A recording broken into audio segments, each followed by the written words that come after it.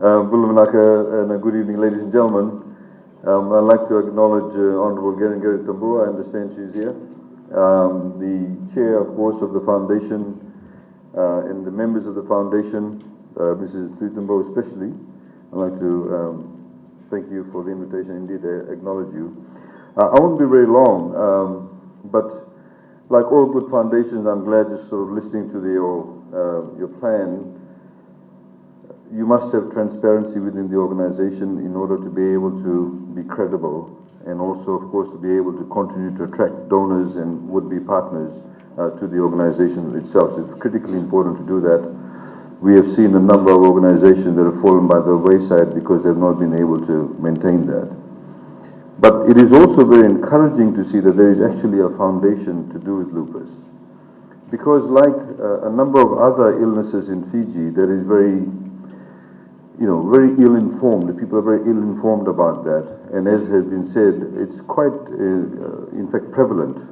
For illnesses such as that, as we've seen, for example, with albinism, Fiji sort of ratified the convention regarding albinism. We had a rapporteur on albinism brought into Fiji, where people are looked down upon because we do not necessarily understand the disease or the illness. And therefore, it's critically important that we have such foundations, and the main pivotal role of these organizations is obviously to provide awareness and indeed educate the public about it. I'd like to share on a personal note a story around it, because of course storytelling is critically important. Some weeks back, on the way back from Palau, I took some time off from work to go to country New South Wales, Wagga Wagga, where I have a cousin of mine, my dad's younger brother's daughter, and her daughter, my niece, actually at the age of 5 was diagnosed with leukemia. And she had chemotherapy for 2 years. She had, I've got the sort of figures here, she went into remission between the ages of 8 and 10. And at the age of 10, toward the age of 10, she was cleared of leukemia. Within 9 months, she was diagnosed with having lupus. On her paternal side, her father's father, her grandfather, paternal grandfather, died of lupus.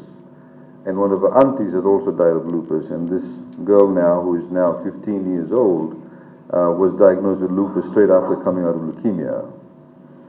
She has one of those rare lupus illnesses where it actually affects the central nervous system.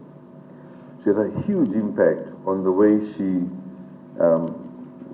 the illness portrayed itself. Nobody knew exactly what was happening. In fact, when the borders opened, they were on the second flight to Fiji, and she came here, and unfortunately, within 4 days, she had to be taken back to Sydney quite quickly. And as somebody said earlier on, I think your MC may have said it, that when people, in fact, Dr. Acharya, you had mentioned it, a lot of people, in particular teenagers, when they get an illness like lupus, obviously coming out of leukemia, they find it very hard to digest as to why these things are happening to them. People get incontinence. They have all sorts of things that they cannot do like other people are doing, in particular teenagers. So the point I wanted to make, and also with the foundation, these people do need a lot of psychological support. And in fact, when I was there, I spent about 3 days there, they had a counselor calling her up every day to check how she was doing, because they live in country New South Wales, and you need that support, because psychologically it can really affect you. Your body becomes distorted physiologically, you look different physically. And she had, what they call the sundown syndrome. Your personality changes at night. It does affect it actually affected her quite dramatically. So that support is critically important for those people who actually have the illness. But also at the same time, it's for those people who are the family members. Because I've also seen my cousin going through this, nearly 5 years of the daughter going through leukemia, but now it's lupus. Another 5 years. Psychologically, the family needs to be very strong. And so we, obviously are sitting in Fiji, and the best we can do is phone call, or, if you get the opportunity to visit them to provide the support. But the parents are actually going through day in, day out. And now this lovely girl, her name is Benazir. I don't want to, de-objectify her. Her name is Benazir. Everybody calls her Benny, Benazir Ali. And she now also shoots herself, she takes insulin because she's now diabetic because of all the drugs she's been taking.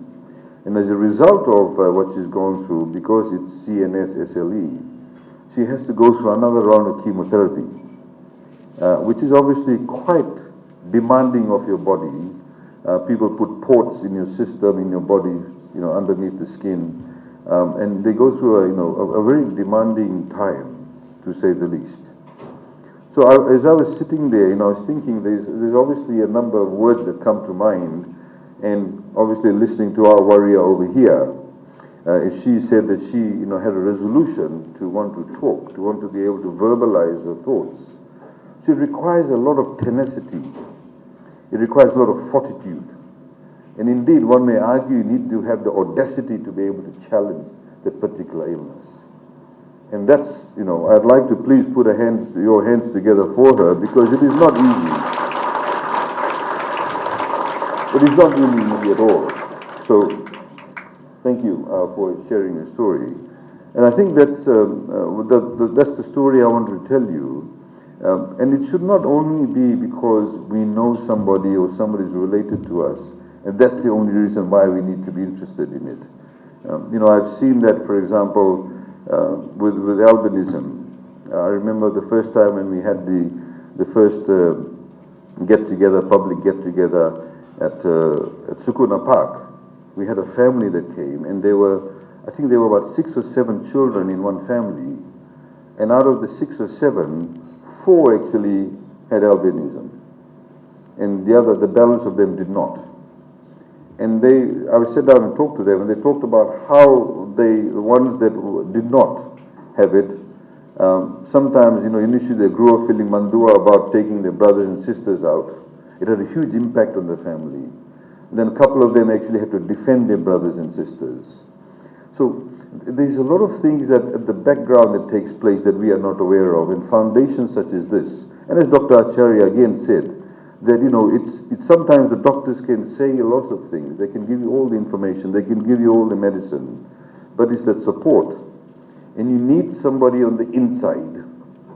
And having that person on the inside is not just somebody who has gone through it, which is great, but also perhaps an organization that can speak to them. And I think if I can urge the foundation, if that can be your focus, that will be wonderful. Governments can build hospitals, governments can provide doctors and nurses, etc.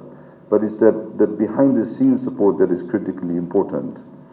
It's really interesting because Benny, she is a big, and I did not know this, that a person called Marshmallow existed, who's a big musician, and she's a big Marshmallow fan.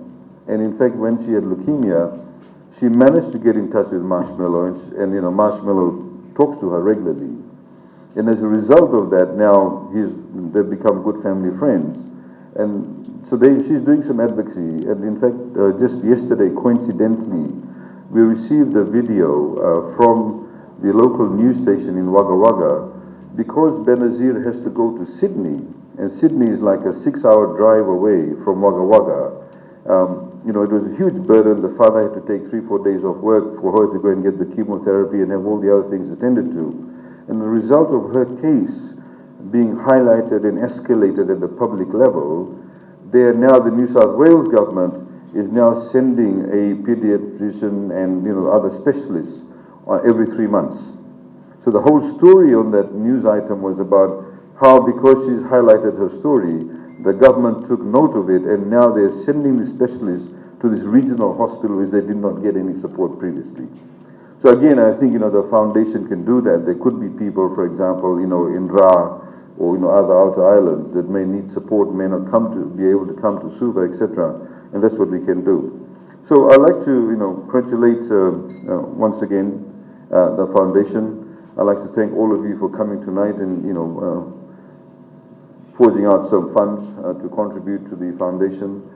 Please continue to support it. It should not just be a one-year event. I'm not saying to give money every day, but I think more times it's more the administrative and that moral support that our foundation needs and how you can, and all of you in this room have a particular skill set that nobody else has, and to be able to utilize that and use that to support the foundation. Once again, thank you for the foundation. Thank you to Doc. Thank you for that. I mean, you're one of the leading persons here. Thank you for your hard work. A lot of people appreciate that. And I think sometimes doctors and nurses and other people who work in the hospital system go unnoticed. There's a lot more criticism other than sort of, praise for you. So thank you once again for that, and I wish you all a very good evening. Vinaka, thank you.